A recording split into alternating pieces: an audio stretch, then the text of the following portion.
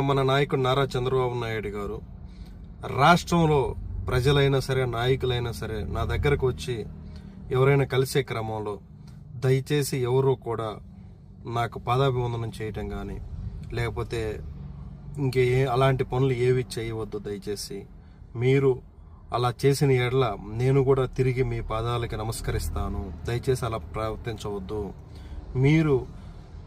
మీరు ఎవరికైతే పాదాభివందనం చేయాలో వారికే చేయండి. ఎవరయ్యా అంటే వాళ్ళు మీ తల్లిదండ్రులు, మీకు చదువు చెప్పిన గురువులు, ఆ తర్వాత మీకు ఇష్టమైన గాడ్, వారికి మాత్రమే మీరు ఆ యొక్క పాదాభివందనం చేయండి. వారే అర్హులు.